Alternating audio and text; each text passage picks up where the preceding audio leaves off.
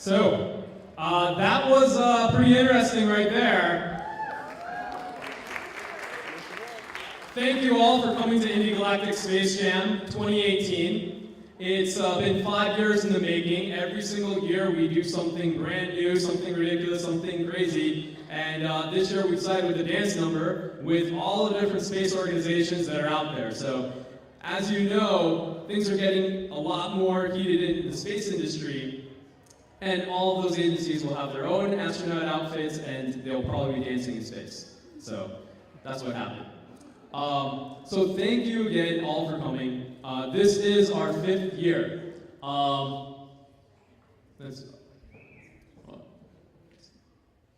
Yeah. So we started 5 years ago. I can't even believe it. I had fewer gray hairs in my beard. I don't think I even had a beard back then.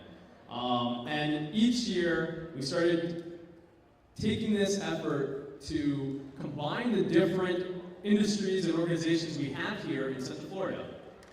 We're a hotbed for game development, and we also have this organization called NASA, and we have the entire Space Coast that's 45 minutes away. And what we realized is that both of these groups lived in a bubble. They weren't really interacting with each other. And what we wanted to do is create a weekend where we focused on innovation, and we got all the game developers throughout Central Florida, and even from other places, and they started working with the actual space professionals we have here in town. And what happened each year was amazing. We actually had, on average, every year, about 20 video games made over a weekend that had real space science in it. You would have 100+ developers that would all show up, and they would all get into teams and produce a game within 48 hours. And that's pretty amazing. So every single year we did that, and what it resulted in is new companies, new studios, new people getting hired by the space agencies, by the space organizations. We created a better relationship, and there's a lot of economic development that happened out of it. So what's happening this coming weekend, when we celebrate our 5th year, is that we have even more space professionals there with us, we have even more game developers there with us, and we have a precedent of creating a lot of really great stuff. And tonight, the talks, the jokes, the things that you're going to see is all to provide a little bit of inspiration to all the game developers and space professionals that are going to work over 48 hours this weekend. So, first, also, we want to thank our venue, the Orlando Museum of Art. They were very kind enough to give us this auditorium. Please give them a round of applause. On the first Thursdays of every month, they have a party focused on art. And so afterwards, after the show, you can go and check out some of the art that's out there, some of it's space related. And then we also have UCF Eclectic Nights happening, where they celebrate UCF grads and current students and art and the things that they do. Over the past few years, we've had a lot of activity. We've had Night of Comedy that started last year. We've had people tell jokes. We've had some famous people, if you're ever in trouble, Morgan & Morgan, showed up last year. But, you know, every year something interesting happens, and this year is not going to be any different. I wanted to call up one of our biggest supporters, Dale Ketchum from Space Florida. Now, this organization is the one that focuses on economic development for the space industry here in Florida. And they took a chance on a bunch of kids, I guess, you know, here within the games industry. And they found out that, you know what, we have a lot of skills as programmers, artists, designers, musicians, and how quickly we work. And you know what, we can actually work with the space industry. So just for a few words, we call Dale Ketchum. Thanks, Paul. I know you guys want to get to more entertaining stuff than some guy from a state agency talking, but we did want to bring up the fact that this is the 4th year that Space Florida is offering $5,000 worth of prize money to the best. It doesn't all usually go to one game developer, although if somebody blows our socks off, that may happen, but we're focused on what you guys are doing here is essential and an integral part to the development of the intellectual capital of the state of Florida to grow the technology of space, of healthcare, of all the industries that we're responsible or at least have an interest in growing because it's all integrated. So Space Florida is happy to provide a financial incentive to those who are really interested in developing commercial technologies that could pay off as a result of just having fun. At the end of the day, that's what happens here is people are having fun doing what they have a passion about. So if Space Florida can help in incentivizing that, we're glad to do it. And we very much appreciate what Kunal and Chad and Jack and the rest of the crew have done. So keep it up. Thanks, Phil. So yeah, each year there's always a survivor's photo. You have a large group of people that are working over a weekend to make things happen. And also if things don't get posted online, it didn't really happen. So you notice that hashtag IndieGalactic. So if you take any pictures, make sure you post it and use that hashtag as well. So tonight, we're gonna wrap up on this intro here, and then we're gonna get going with some comedy as well. So I'm gonna first, I think something has happened with the presentation. What we're gonna do is we're actually gonna call up our first speaker, Addie, to come up to the stage, and we're gonna have her presentation come up, and she's gonna talk about a few things. Yeah, maybe. We'll change things up here.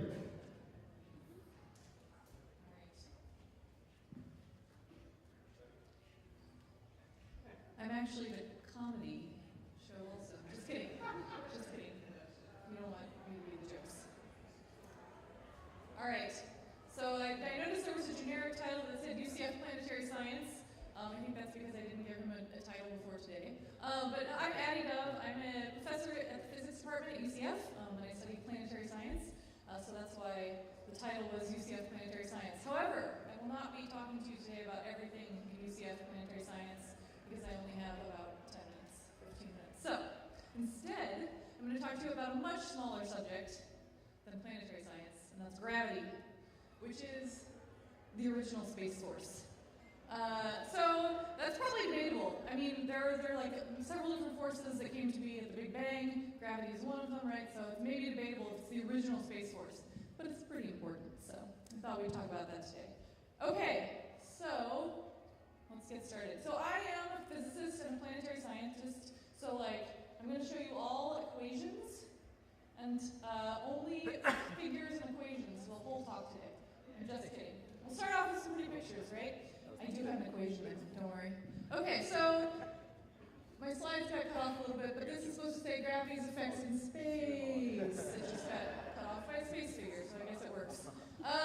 So why am I talking to you today about gravity? Well, they asked me to come and talk, and I was like, well, okay, I can talk about a lot of different planetary science things.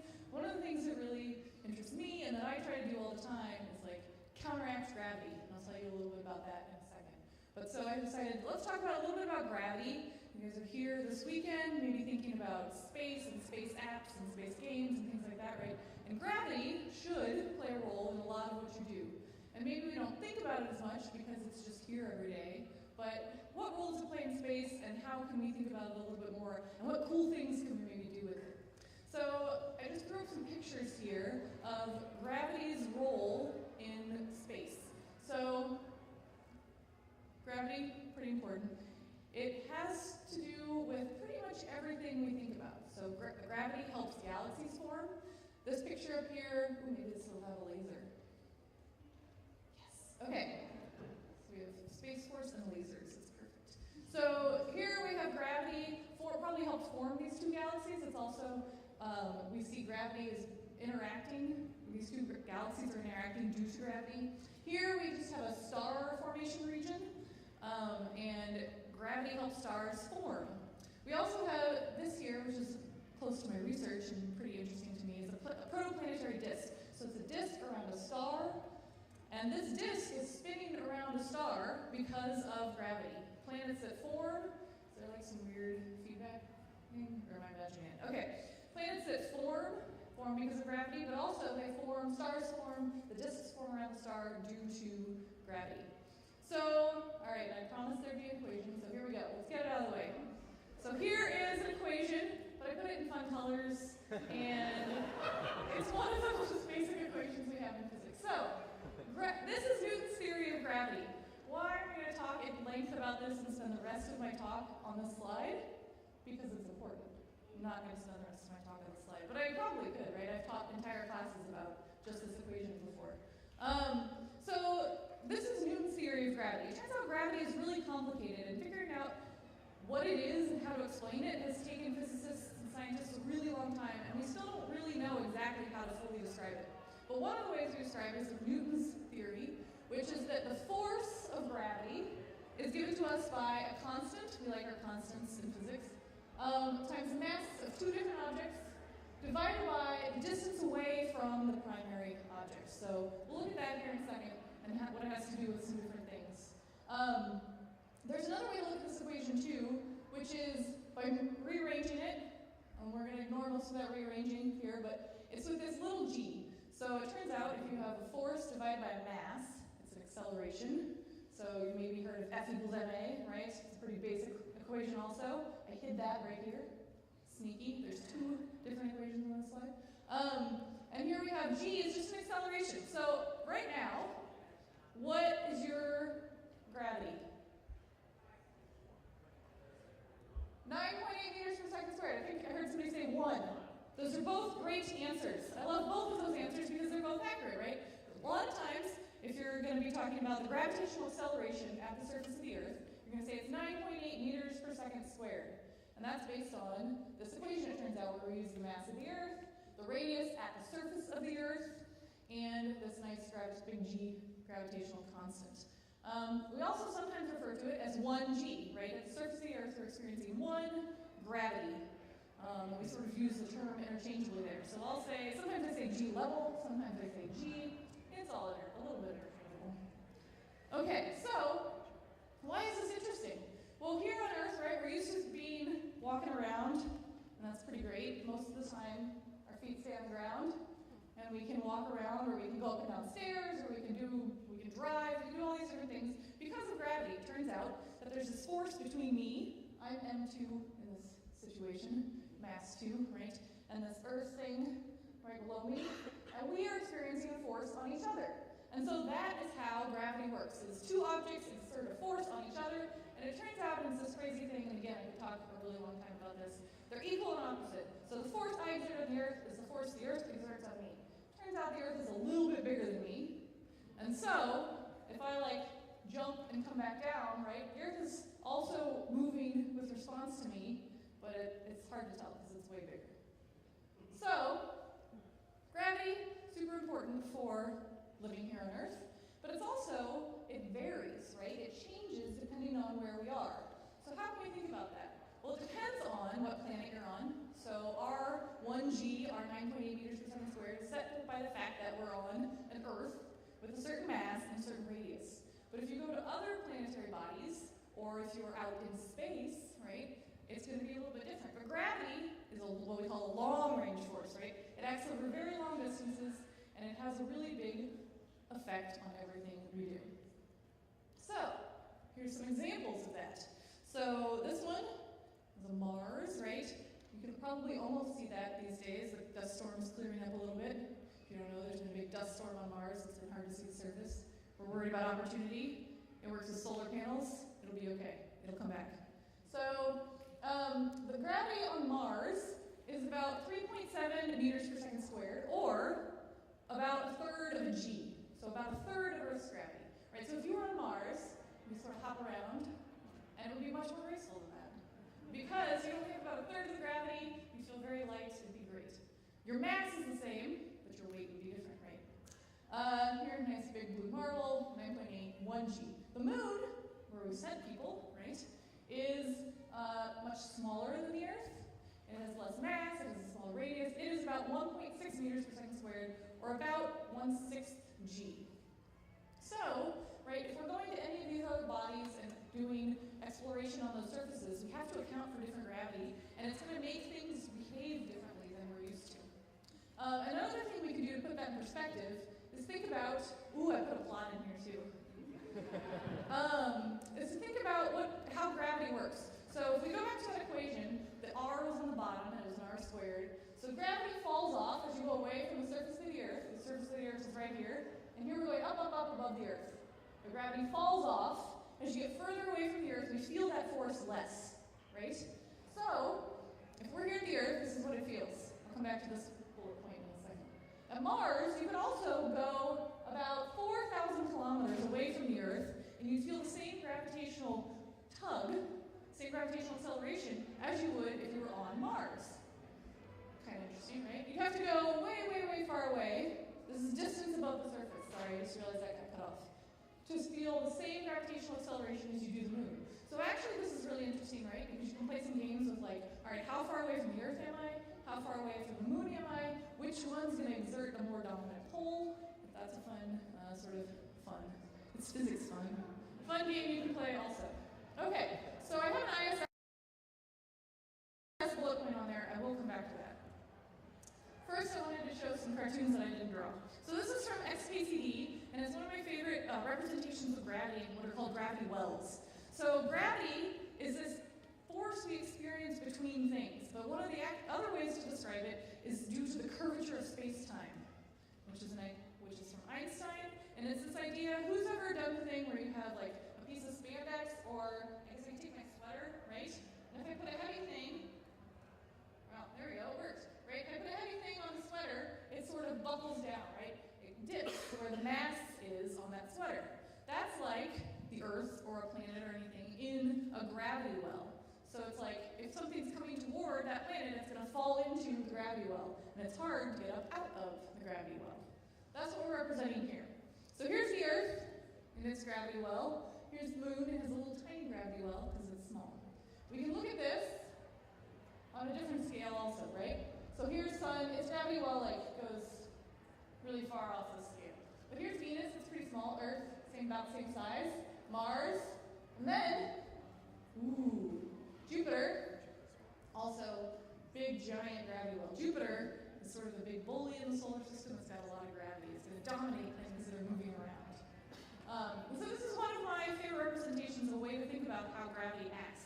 Because it shows that if you wanted to get something up off of Jupiter, that'd be really hard.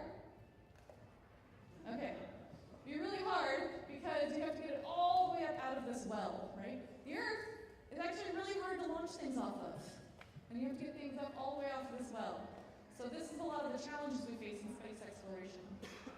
Okay, so let's talk about another thing about gravity.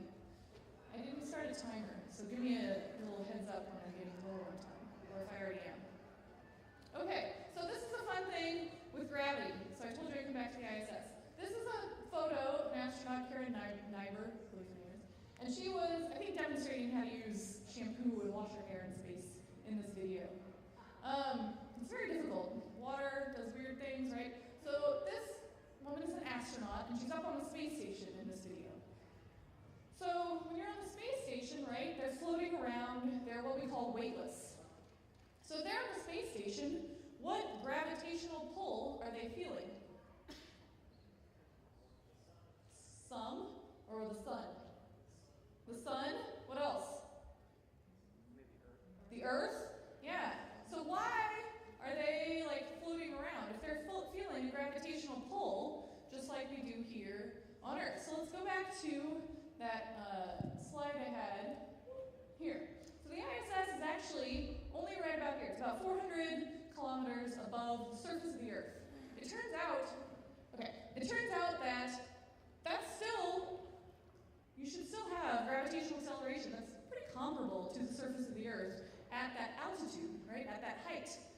But the ISS is moving over the Earth, right? It's basically going at a speed that's high enough that it's in free fall around the Earth at the same time. So it's going this way, right, above the surface of the Earth, fast enough that it never actually falls and hits the Earth. So gravity's trying to pull it down, but it's moving fast enough that it sort of falls around the curvature of the Earth, and it's in free fall. It's like if you've ever been in the Tower of Terror, or if you haven't, if you've been in an elevator, right? That usually gets most people.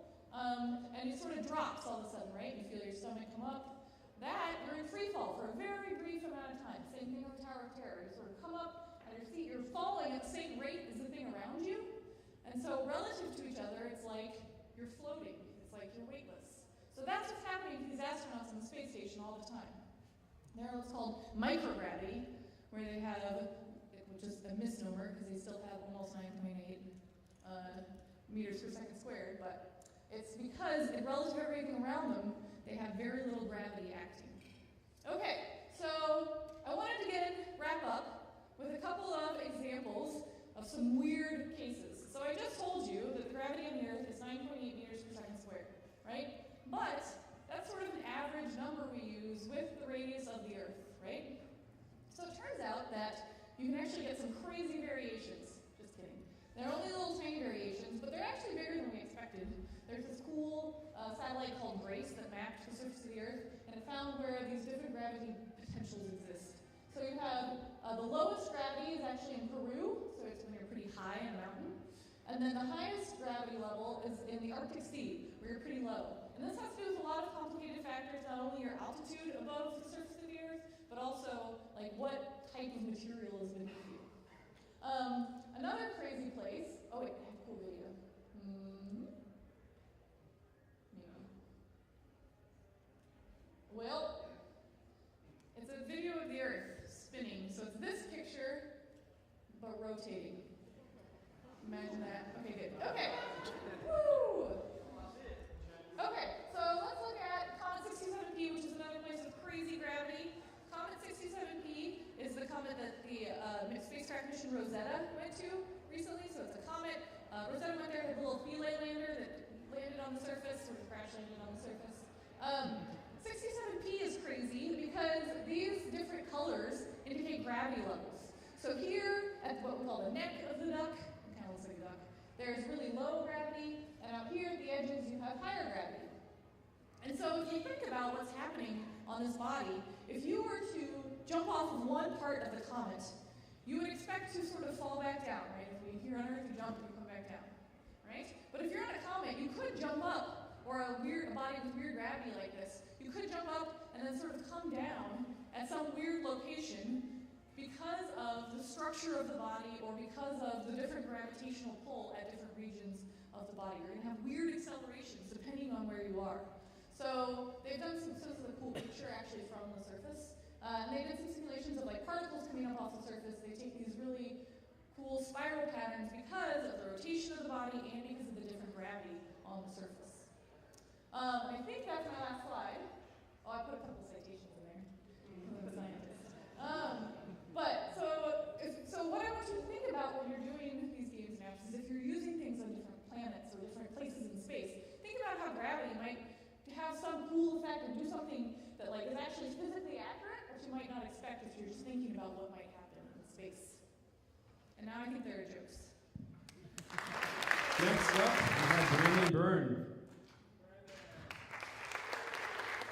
Which, if you guys listen to WMFE, you may recognize the voice you're about to hear. And unfortunately, this is what I look like, so I'm sorry. I'm not funny. I'm a science writer, much like Kasha, but I'm a science writer for a public-supported, non-for-profit, member-supported public radio station, which means Kasha, I will be giving you my resume for that federal job if you guys are hiring. Just kidding. All right. See, not funny. Told you. So my name is Brandon Byrne. When I was asked to do this talk, I said, you know, I'm not a programmer, I'm not a developer, I'm not funny, I don't know what I can offer. But I am a storyteller. And my job is to tell the story of space exploration. And I've learned some things over the years. So hopefully you guys can learn a few things about what I do for a living. So my name's Brendan. I'm a space nerd, amateur astronaut, and reporter in that order. Here I am. This is the only qualification I had for this job. This is me at space camp in 5th grade with my dad there. And my plan was to become an astronaut in 5th grade. And then I got to middle and high school and got to Algebra 2 and realized I would never be an astronaut because math is not my strong suit. So I became a writer, much like most people who fail hard sciences. it's been really great because I got to do really cool stuff. I've been to the stratosphere in Sofia, that's NASA's observatory there, and I got to sit on a replicated space toilet. So, yep, my mom paid for that tuition. As a space reporter, or as a reporter, let's start there first. As a reporter, the first time I ever got to report on space was for this mission.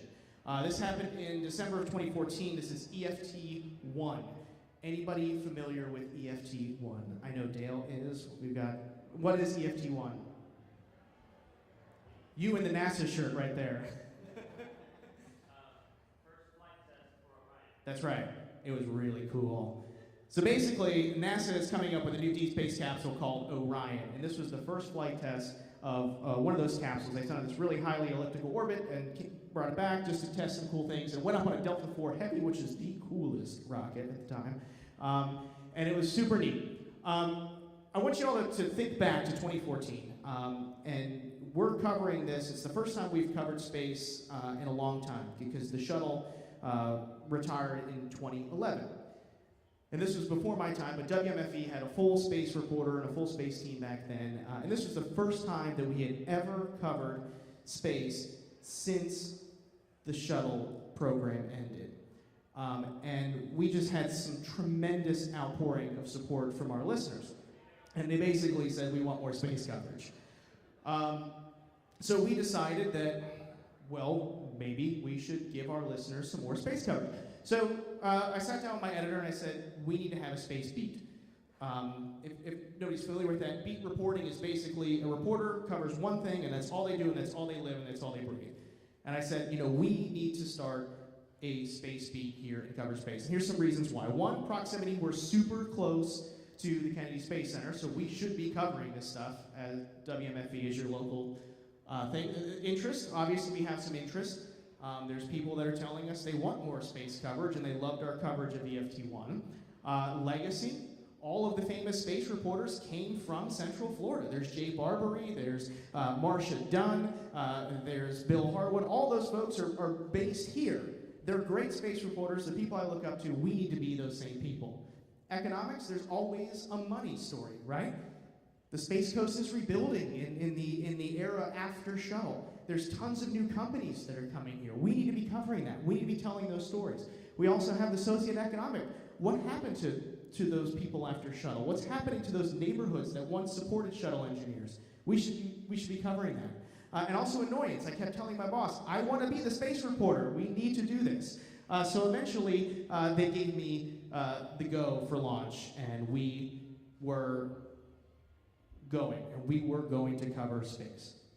And the first story that we covered, having a full-time space branch, was when this guy came to town. Anybody know who this is?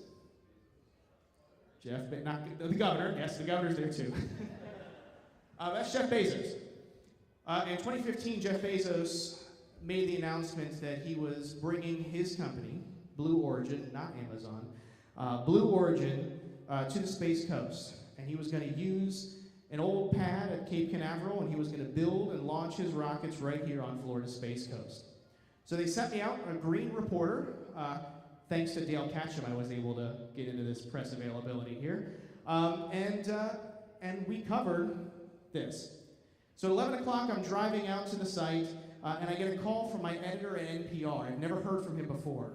And he says, Brendan, are you the space reporter at WMFE? I said, Russell, I am today. What do you need? He's like, I'd like a story on this. Can you give us a story? It's like, sure, Russell, I'll give it to you tomorrow. He says, no, I need it for 4 o'clock. They had such an interest in this announcement that I turned the story in about 5 hours, and it was my first byline ever on NPR. Was this WMFE, or was Jeff Bezos coming, and it was this WMFE's space reporter, Brendan Byrne, told this story. Dale, you're quoted in that story too. I went and listened to it. Nobody else listened to it. It's terrible. So basically, we said, holy crap, people like space. And that kind of solidified us right now. And we realized that as we went on and we were reporting on space, there was more than just a Florida desire for space. Our partners throughout the state were picking up our stories off the wire. We were getting calls from NPR about things that were happening. People wanted to know about space exploration, and we knew that it was bigger than WMFE. We knew that it was bigger than Central Florida. So that's when we decided to launch a podcast. And we figured that a podcast would be able to get more reach and talk to more people and get more people involved in space exploration. So we launched a podcast called Are We There Yet? And the basic premise of this podcast is when it comes to putting humans on the surface of Mars, are we there yet? That is what we cover. It's a twice monthly podcast interview format, and these were the goals that we had set out when we started this. Make space accessible, make space fun, introduce listeners to diverse voices and viewpoints, expose listeners to the human story of exploration, expand the scope of story beyond Florida's Space Coast, and maybe recruit some new space nerds. So I made the pitch, I got the offer, and we went for it.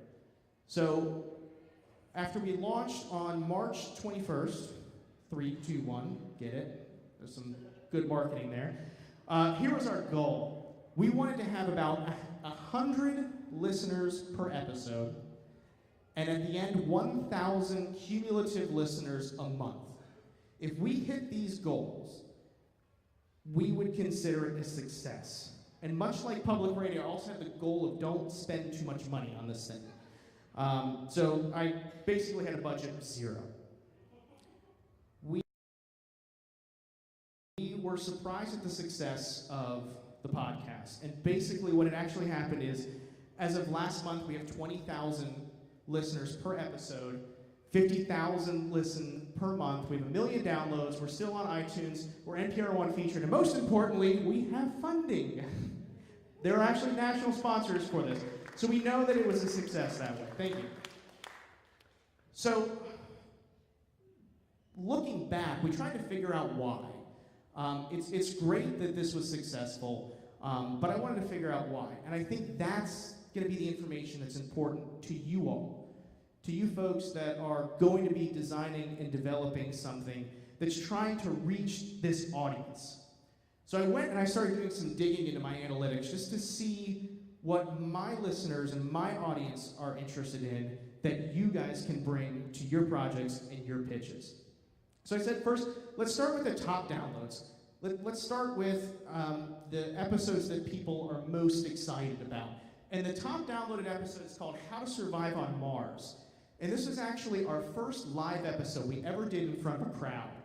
And at the time, it was the most people we've ever had come out to the station for a live event. And basically, it was a panel of experts. They're mostly scientists. We talked about growing food on Mars, turning waste into fuel, and big questions about how do we actually survive on the surface of Mars. The second downloaded episode is one called Humans to Mars. It was a conversation with a planetary scientist turned consultant, and she went to the Humans to Mars Summit, and we talked about challenges of living on Mars. And then also to Bennu and back, it was a conversation with Dante Loretta. Anyone familiar with the OSIRIS-REx mission? Dale is, we got Canels there. Basically, we're sending a spacecraft to the surface of an asteroid. It's going to hang out there for a bit. It's going to get really close to the surface of the asteroid, blow a little bit of air, and collect all the dust that comes off it. It's going to bring that dust back. And scientists are hoping to figure out basically how planets formed from this. So it's really cool. So that was a really great episode. Some of the fan favorites that we've had are a conversation with Andy Aldrin. We talked about a guy about shitting in space. And then we talked about the Orion space capsule coming together. So those are some really fun things. So what did we learn about all of that? Well, we learned, one, our audience is much smarter than we thought.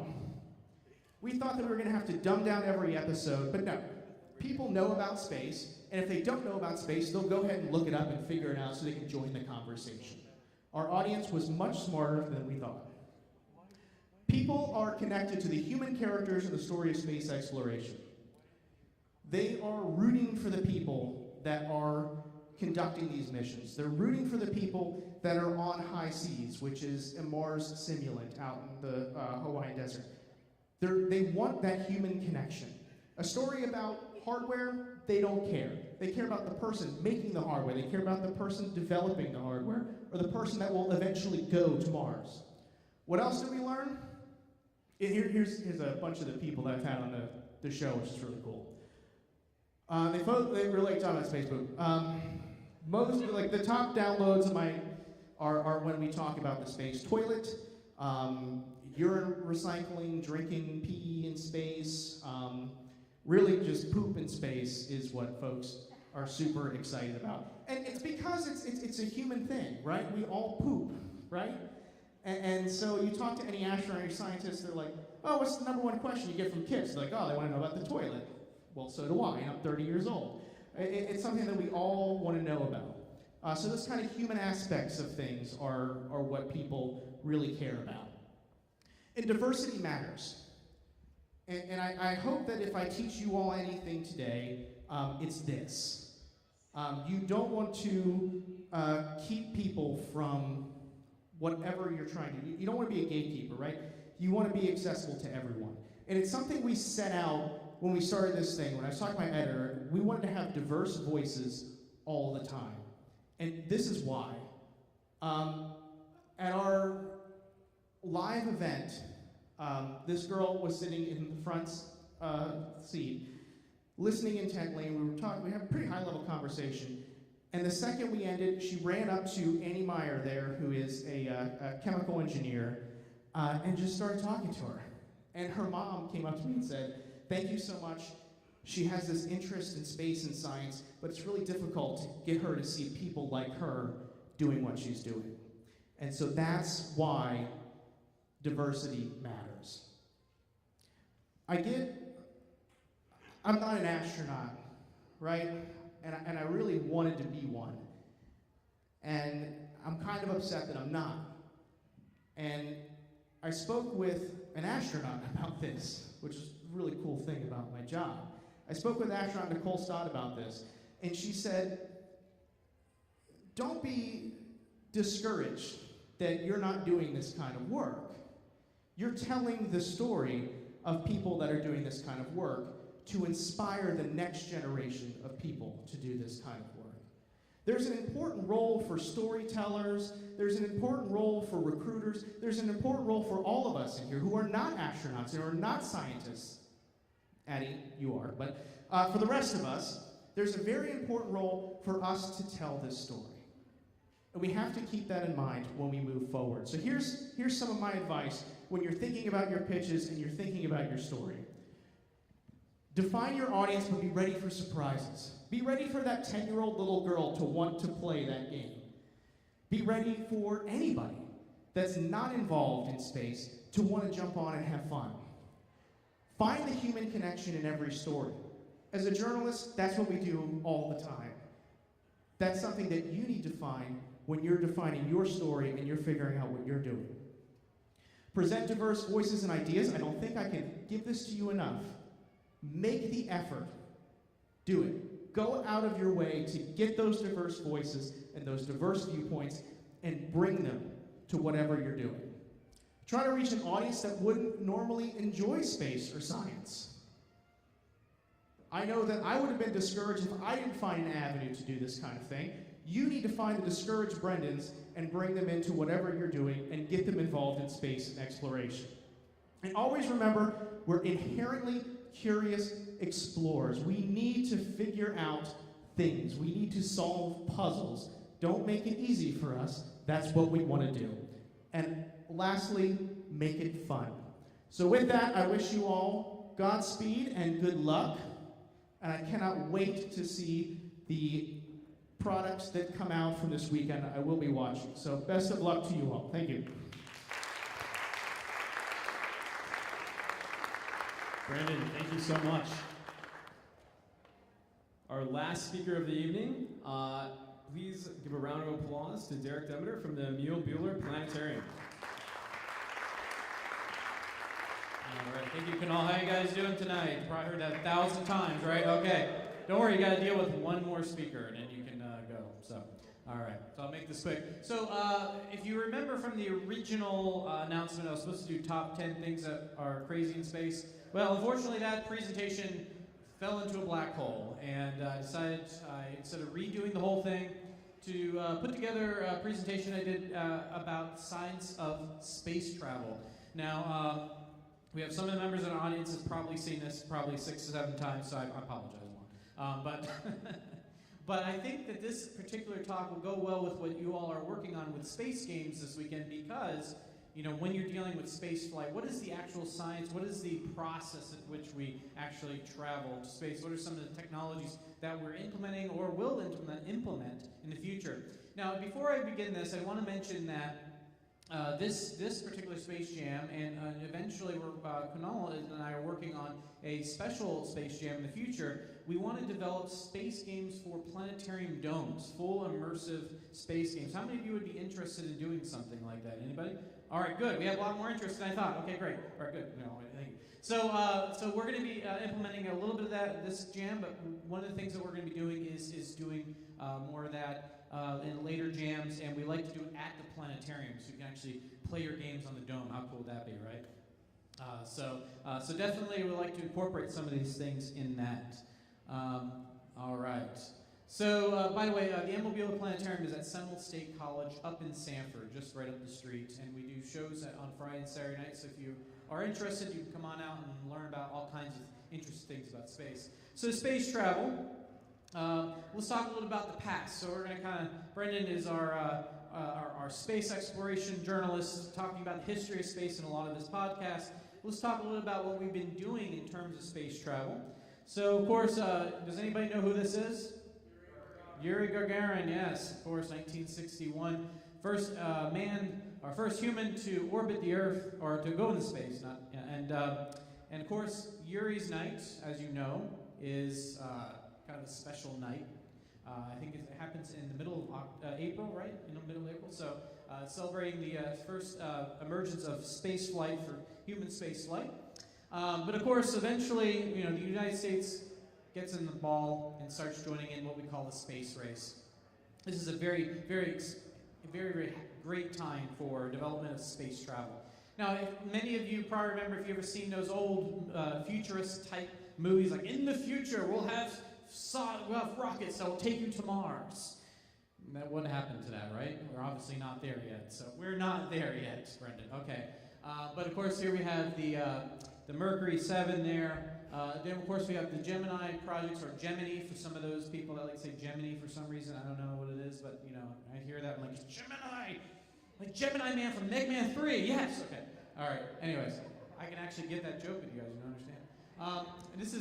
This is Ed White here, the first person to spacewalk in a tethered spacewalk. And, of course, everybody knows this is fake, right? Fake. No, that's real. I actually had a gentleman a couple of weeks ago attend the planetarium and try to spend a lot of time talking about the moon landing hoax. What I've learned over the years is that there's nothing you can do about it. You just let them rant about it. You just go, and just walk away. It's not worth your time. It's not worth your time. But anyways, so I get people all the time to ask me, where's the farthest we've ever traveled in space? Some of the other interesting physics in terms of how do we actually get there. So again, thank you guys for your time, and I look forward to seeing what you create.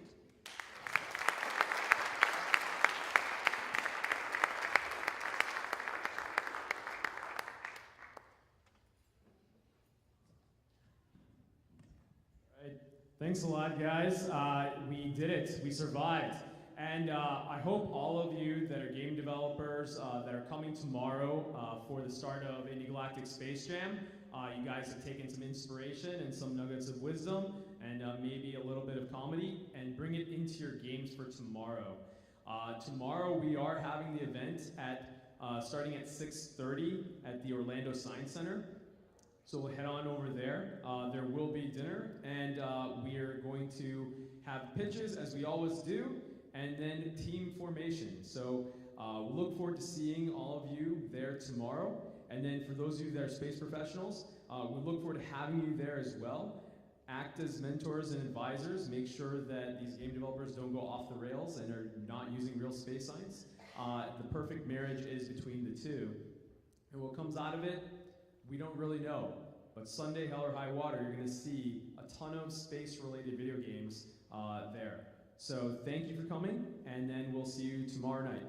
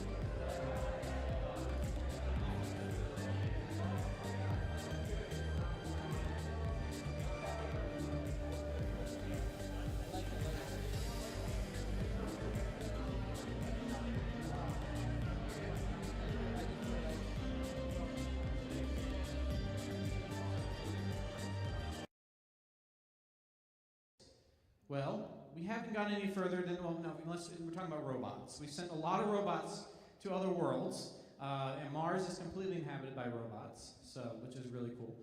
But as far as humans is concerned, we have only traveled to the moon. Some of you might actually have cars that have higher mileage than it takes to go one way to the moon.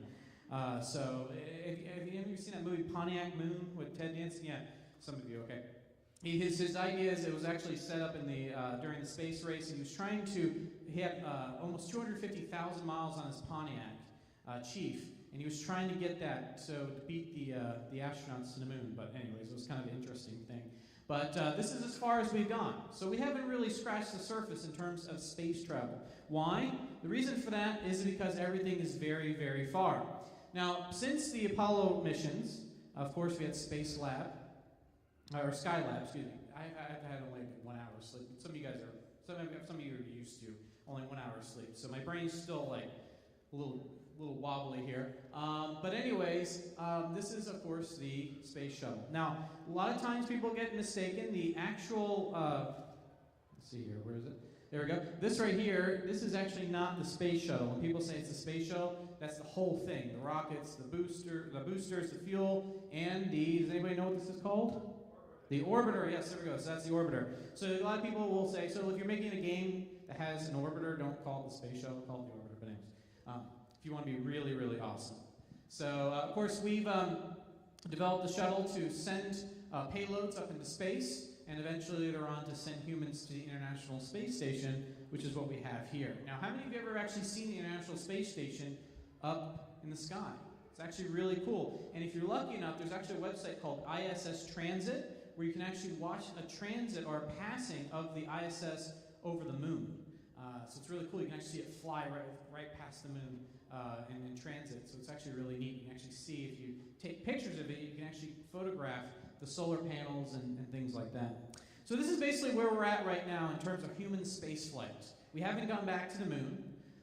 We are basically on LEO, or low Earth orbit. So what's the next step? Well, obviously the next step is to continue back to the moon and eventually to Mars and beyond. The reason why we haven't done, of course, this is the Space Launch System. Of course, there's also the Falcon Heavy.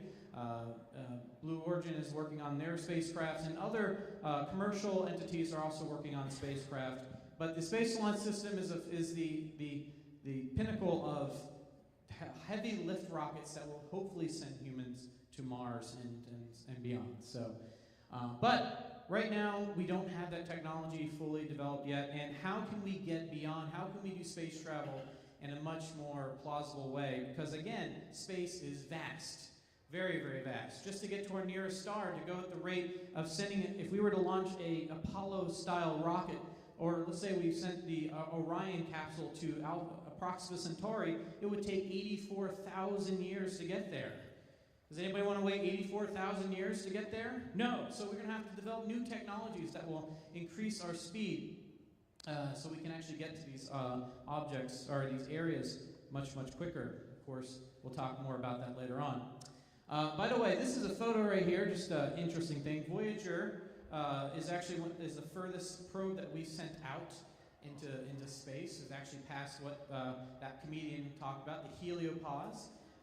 Really, really far out, over 15 billion miles out. So, and it's going to take a long, long time for this spacecraft to theoretically leave our solar system. Of course, that's debatable, right? You can say, do you define the solar system by the heliopause? Do you define the solar system by the Oort cloud and anything that's gravitationally bounded by the sun? But that's a whole symposium that we can rattle on for days about. But anyways, or months, sometimes months. But this right here, does anybody know what that is? That's Earth. That's Earth in what's called the pale blue dot. It was taken by the Voyager by the Voyager spacecraft as it was heading past Neptune. So just to give you an idea of how small our Earth is. So everything we think about on our planet is essentially on that tiny little speck in this image here. So it makes us quite small, but at the same time unique that Earth has a diversification. It has a beautiful landscape. This is a spaceship that has been developed for billions of years that is perfect for human life. So why are we destroying our spaceship, right? So that's a whole another talk, some other time too. But anyway, so what are some of the technologies we can send people out in terms of spacecrafts? Well, one of them is ion propulsion. You all have heard of TIE fighters, right, from Star Wars, twin ion engines. Of course, ion engines aren't really good for massive propulsion. A lot of spacecraft today use ion propulsion, but they use it for trajectory changes, things like that. So this is probably not the technology we want to send a spacecraft going for long points of acceleration, things like that. More for small deviations in your trajectory. So if you were to develop a space game that dealt with engines, ion propulsion would be good for those small bursts of energy you need to actually move the spacecraft around when you're sending a spacecraft to, say, another planet. Another technology, you probably remember Count Dooku's spacecraft from Star Wars, right? That's probably one of the coolest things in the prequels, in my opinion. But this is the solar sail. So what you'd use is you'd use essentially the solar wind, the pressure of the solar wind to essentially push you out into the outer solar system. Of course, the further away you get from a nearby star, obviously the amount of pressure from that will decrease. So this is really good for close planetary travel. So places like going to Mars, solar sail would work really well with that. The further away you get from a star, if you're in interstellar space, obviously you won't have that it's just like a sail. The less wind you have, the more less pressure you have to push your spacecraft. Of course, Newton's laws, you're going to continue on at that same at the same velocity. Obviously, you'll start losing acceleration, or not losing acceleration, but you won't be gaining acceleration based on the pressure of the solar wind. So you would definitely want to have. This would be more of a a close proximity interplanetary mode of transportation. So what's the next next thing you want to do? Well, there's this thing called hydrogen ramjet.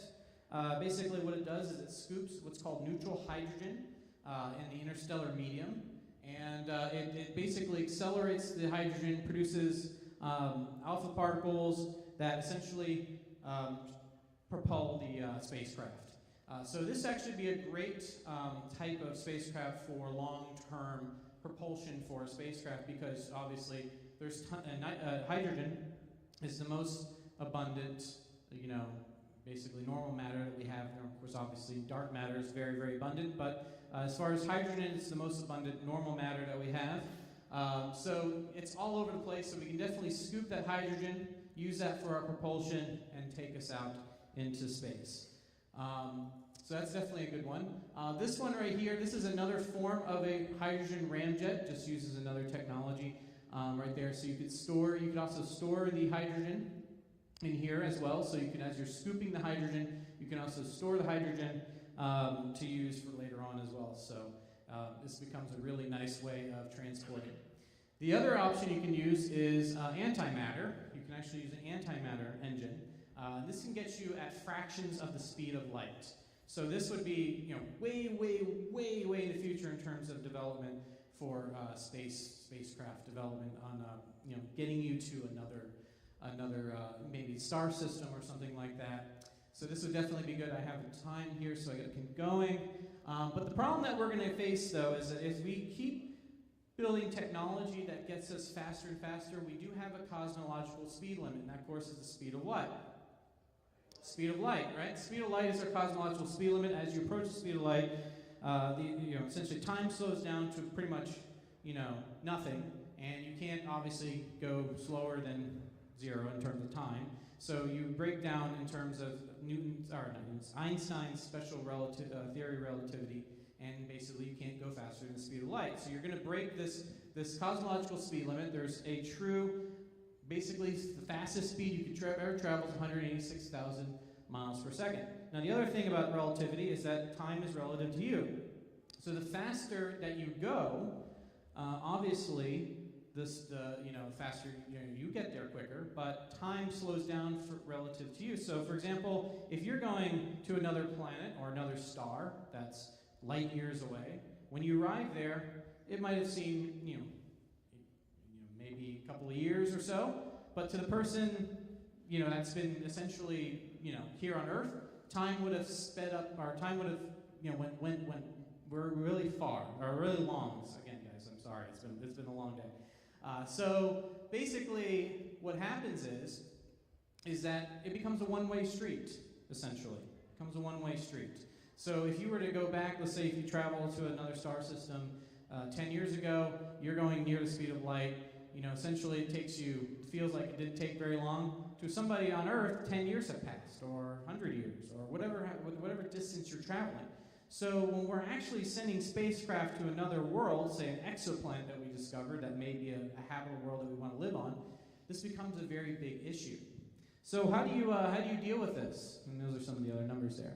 Well, we talked about it in Einstein. I'll skip this. How many of you have seen or read Dune? Remember Dune, the story Frank Herbert wrote about? The idea of folding space-time, if you will. So basically, instead of going to the speed of light, what if you were able to manipulate space-time in such a way where you can actually bring space to you? What if you could bring where you want to you? And that's essentially what a warp engine drive would do. Essentially, a warp engine would basically distort space-time around you to really essentially make the distance between you and that point of origin smaller. So essentially, you're cheating, if you will, the space travel. So that's technically the ultimate. If we could create an engine like a warp engine like you would see in Star Trek, where you could essentially reduce the distance between the 2 points of space that you want to travel to, that becomes the ultimate key. So that's, of course, obviously the theory behind warp engines is plausible, so whether or not we build them, well, that's another question. So when you're building your stuff this weekend, just keep in mind of the different types of engines, type of devices, how we get there, what's the relativity in regards to traveling to these other worlds, and